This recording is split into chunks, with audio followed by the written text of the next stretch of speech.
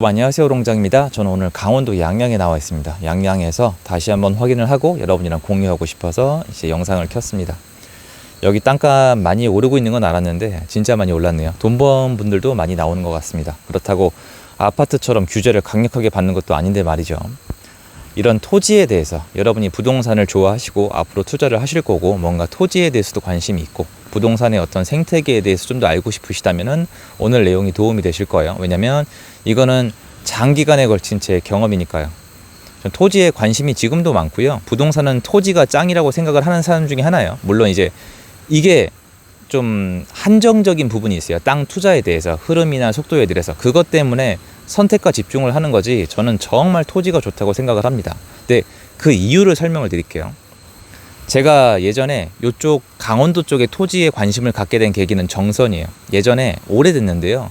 정선에 토지 투자 붐이 불었어요. 막 연예인도 투자하고 TV에도 나오고 그리고 제가 이렇게 투자 쪽을 하면서 알게 된 분이 강원도 정선에 땅을 보러 다니신다고 해가지고 어떻게든 엉겨 붙어가지고 따라다녔어요. 왜냐면 너무 막막한 거예요. 갔더니 이미 사람들이 들어오기 시작을 했고 사장님들도 막 정말 바빠요. 팔아먹기 바쁘고 외지인도 껴있었고 쓰레기처럼 보이는 땅도 비싸게 불렀고 그런데도 팔리는 땅도 나오고 막 컨설턴트도 껴있고 막 이랬습니다. 그런데 그렇게 계속 다니다가 할아버님 한 분을 만났는데 거기 막 원주민 부동산 이런 삘이세요. 복덕방 아저씨 이런 느낌이신데 아저씨가 하는 얘기가 여긴 끝물이다. 물론 올라가는 게 이건 여긴 끝물이고 나는 좋겠지만 나이가 지긋하시거든요. 이럴 때는 이 고속도로 따라서 더 안쪽으로 강원도는 더 안쪽으로 그때 할아버님이 말씀해 주신 지역이 양양, 속초, 강릉 요런 데요. 막 그 삼척 이런 데까지 말씀 안 하셨던 기억이 있는데 그래서 다니다가 2년이 돼가지고 결국에는 강원도 양양에 땅이 있죠. 양양도 마찬가지고 강릉, 속초도 마찬가지인데 물건 몇 개를 소개를 받았어요. 근데 당연히 그 당시에 제 안목이랑 실력 갖다가 여기 땅을 안 사고 이렇지 않았어요. 땅이 정말 싼 데가 많았어요. 제가 기억나는 데가 이제 하조대 바닷가 그 안쪽에 강 흐르는 그쪽 땅 몇 개였는데 거기가 나중에 이제 한참 지났잖아요. 거의 뭐 10년 가까이 흘렀는데 지금 와서 보니까 너무 많이 오른 거예요.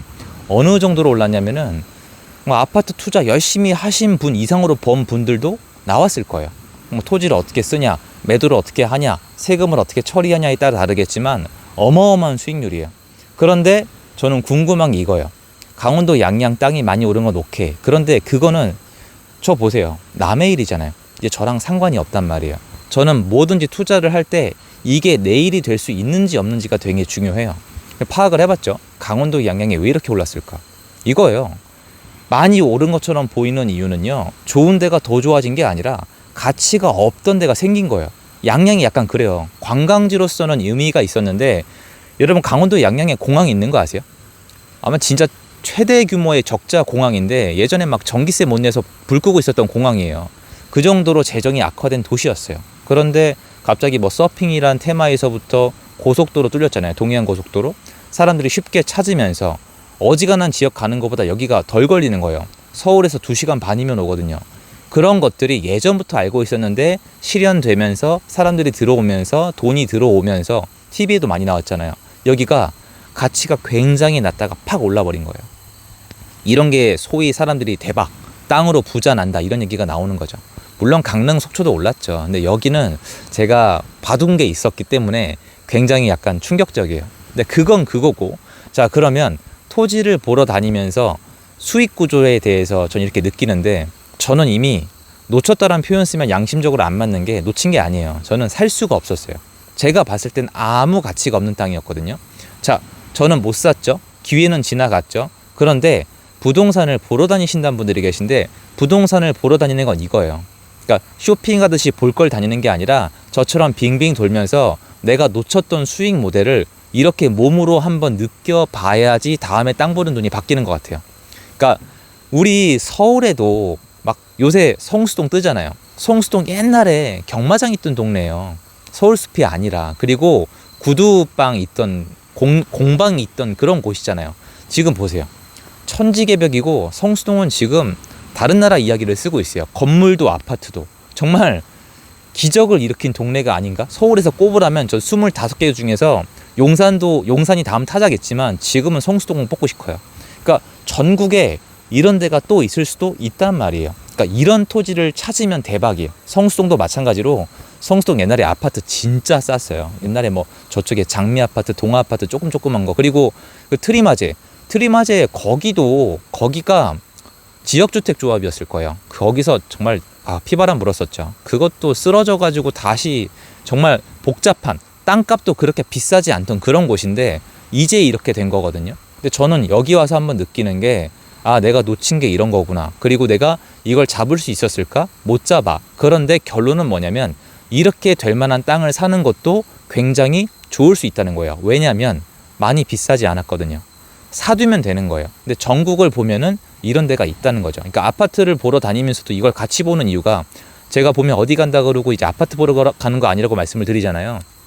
저쪽 태안이나 서산 쪽도 다니면서 계속 다니면서 말씀드리잖아요.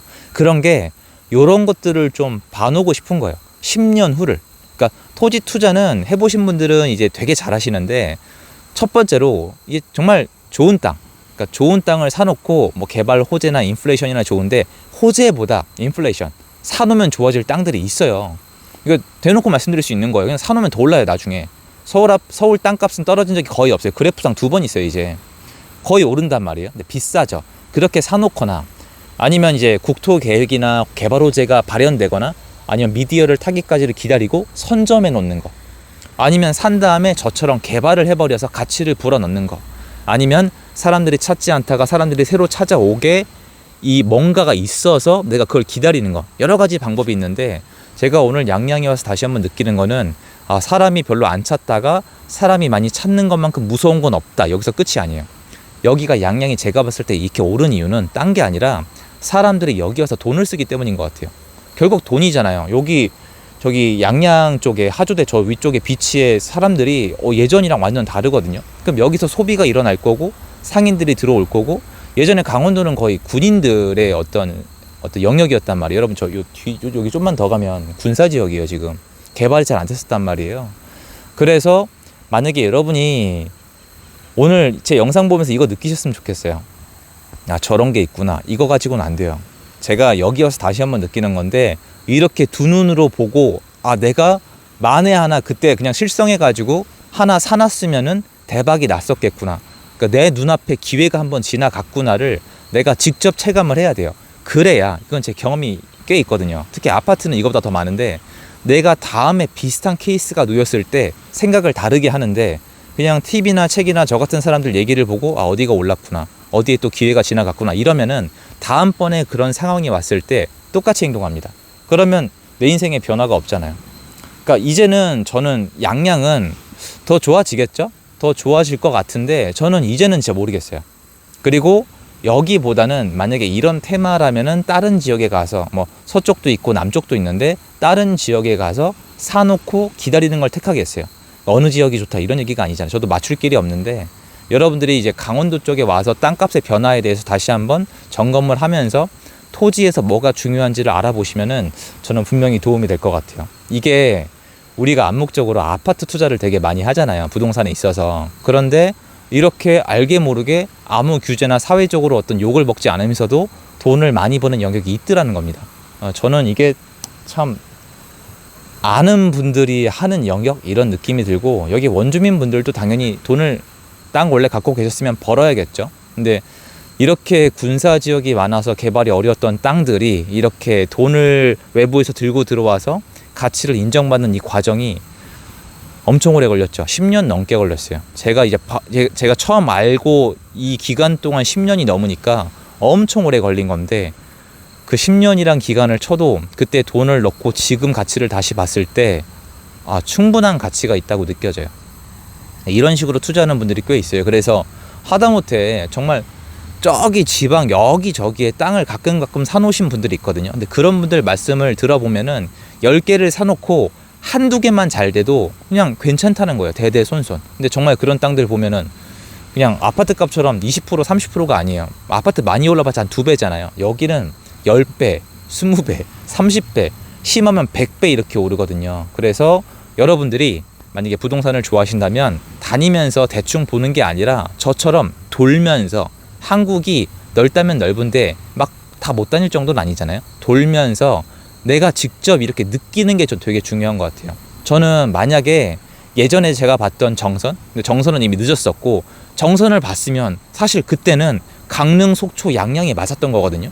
그러면 그때 거기를 봤을 때 그 느낌, 그 있잖아요. 정선 갔다가 여긴 이미 왔어. 그럼 저쪽으로 가서 저기야. 그럼 거기를 만약에 봤을 때 이제는 그 생각할 것 같아요.